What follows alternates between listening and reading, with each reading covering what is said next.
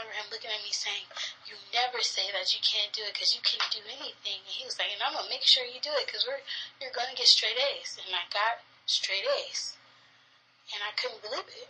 I was like, I should be failing. You know? So, but then a few years later, or not soon after, you were pregnant and left. Mm-hmm. So then how did you get back to the college setting? It wasn't until your daughter was born, or? No, with Emery, when I got pregnant with Emery, it was because of Mr. Wilson. I just was like, I really have to keep going. And when I went to Renaissance, they had a program where I could take my baby to school with me. Now, so what that looked like was I would get up at 5 o'clock in the morning. I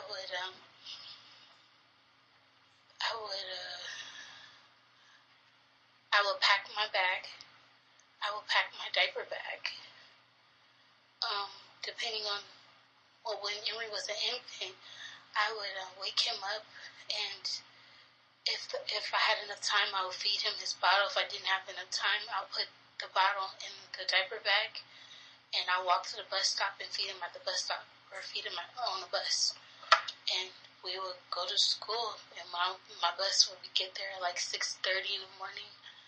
We would catch the bus from Paramount all the way to downtown Long Beach, and I would drop him off at the daycare. So he was going to daycare from he's been in school since he was 6 weeks. You could bring your baby that little. Yeah. The daycare was at school, on campus? At school, on campus. Wow. Yeah.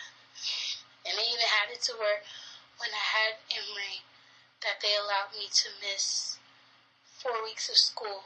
But they also had it to where how I would catch up with school is that I would come to school every week to go pick up my homework, talk to a tutor, figure out where I'm at, and do it that way.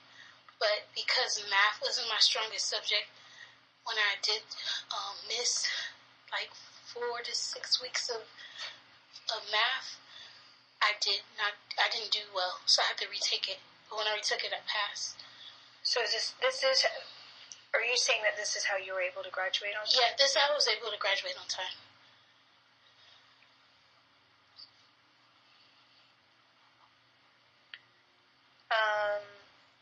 So I think my last question around identities is, because we talked about marital status, you don't work, right? So you don't have a worker identity. But I guess how race plays into this. Or I did work, but I don't work now. Yeah, like current identities. Like, yeah. So, like, how do you see race playing into,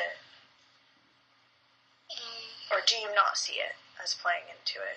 Into being a student and a mother? Yeah. Or just your experience, right? Because I'm interested in your experience, and I'm interested in the student-mother experience, but I'm arguing that I can't necessarily make it so that you are not married or are not a daughter. Like, those things are with you. Yeah. So, for me, race, I'm trying to see, I feel like for me it doesn't play into it, but then again, I don't know, because I can't really make any connections with it. Yeah. Yeah. Okay. I guess I'm wondering when you, right, because I'm more interested in, like, your awareness of race versus, like, the people around you or the role models that you have in a classroom. There we go. So I have to like, ask you, so I'm not answering it for you, but, like... I get it. It light bulb hit when you said that. Well, you know what? Being at Cerritos, I have been aware of my race. And I have been aware of how, being, I don't even know how I identify myself. Yeah, how do you? You notice I didn't do it for you, so yeah. How do you identify? I used to identify African American. I'm starting to lean towards Black American because I don't feel like I am linked with Africa. I don't feel like I identify with that group of people.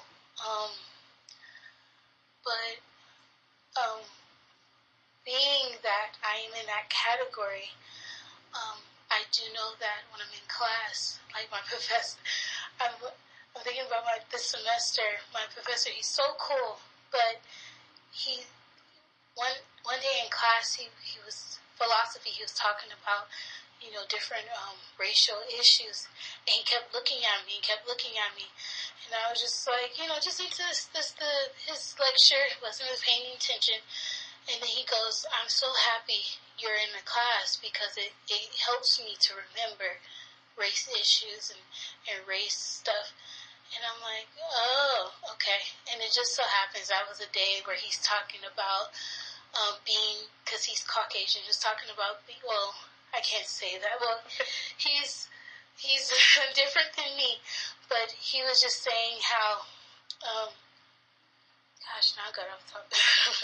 Like your presence. Yeah, my presence was just reminding him how he needs to speak about the race difference. And I was just like, wow, yeah. And I looked around the class. I was the only black person in the class. And everybody else was different. So, and but everything he would say would come off as in my opinion, as a typical white man. So it was just like, okay, but what you're saying is just kind of odd. So, is that a typical experience for you in college, that you look around and you do not see students that look like you? Yes. My experience in college is that I do not see students like me, and it makes me worry because my first year here, I took a communications, and it was so many Latino students talking about how their family were, how their grandparents were immigrants, and then their parents were legal, and how they had businesses, and how all they had to do was just get a degree, and they had a job to go to. And then I thought about my family, or even my friends' family who are also black, who don't have that. And I'm just like, why is that? It's not because of slavery, because if their parents are immigrants, then it wasn't because of slavery. But why are we not going to school and pursuing stuff so we can be able to give to our children? So when they grow up, we can say, here's a business to make life a little bit easier for you. Yeah. Like, we don't have to start from scratch, and it really hurts. Now, do you remember that being different or similar in Long Beach? Yeah. Long Beach, I feel like instead of it being 5 blacks, it was more like 10. But it was still, a few. And what about faculty, when you look around and you see?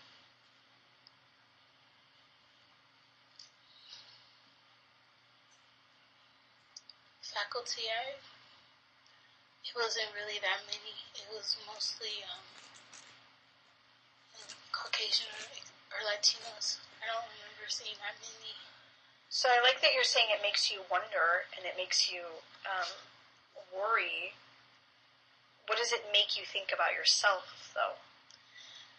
It makes me feel like I have to work hard for my children. And how well I do in my education really depends on how well they will do.